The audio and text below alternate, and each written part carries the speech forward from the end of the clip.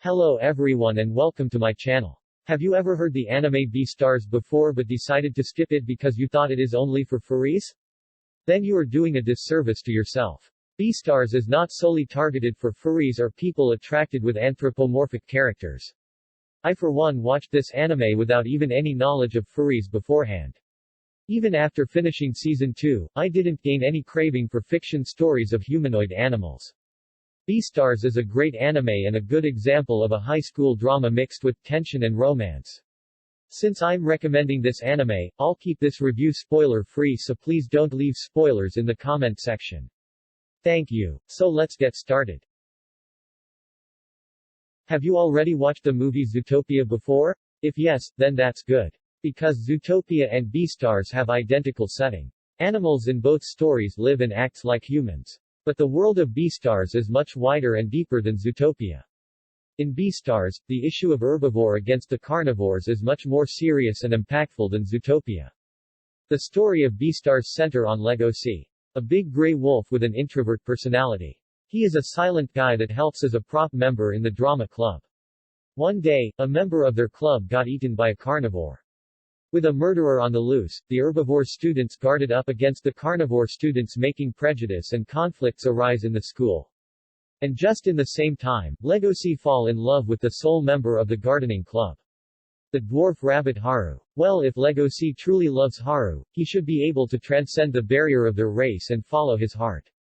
No problem, right? Wrong. When Legosi first meet Haru, he nearly devour her as his instinct as a carnivore awakens.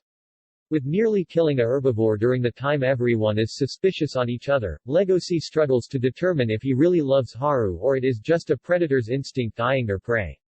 The story of Beastars focuses on Legosi's journey of finding his purpose and his quest for love. The story always comes down to one thing, the issue of two different races trying to live together. The herbivores always fear for their lives and have a hard time finding courage to befriend carnivores.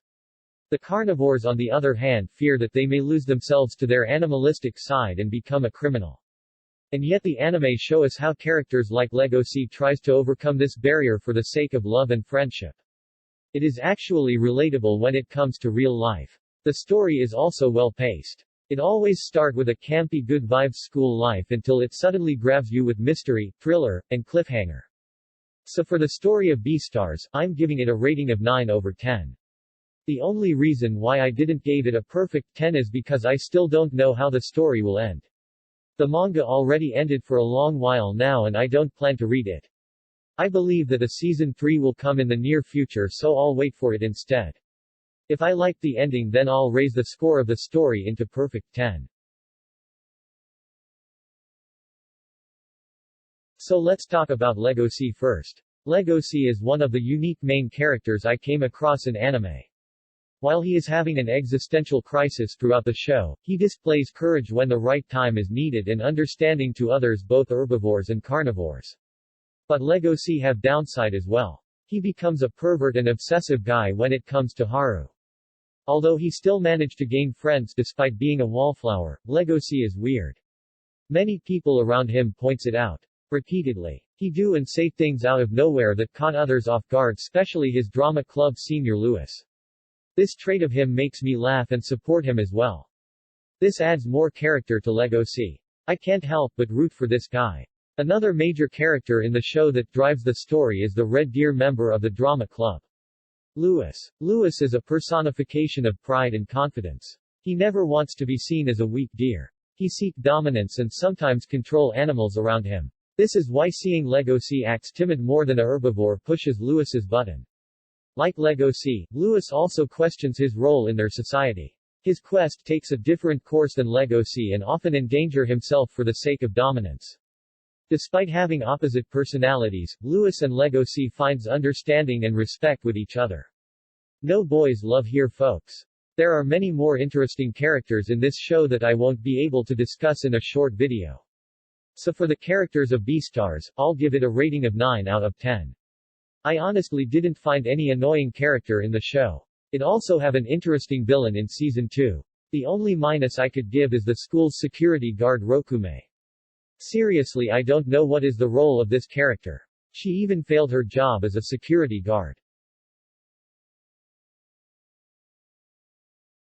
Another possible reason why people avoid Beastars is because it is fully animated using CGI. I actually found it a factor at first, but after one episode one managed to accustom myself with it.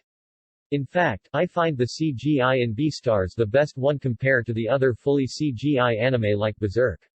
Even the fight scenes in this anime is good. I literally even forgot most of the time I'm watching a CGI anime. So good job to Studio Orange, and I hope they remain to be the one to animate Beastars in the future. For that I'll give the animation of Beastars a score of 10 out of 10.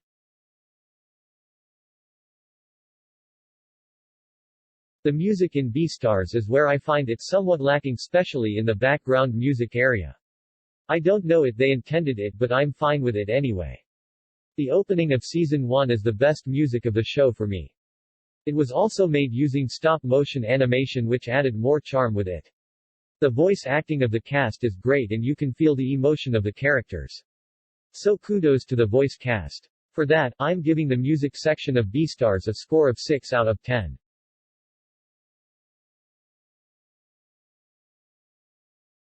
Overall, Beastars got a total of 8.5 rating for me and received the Cineroid rating good to watch.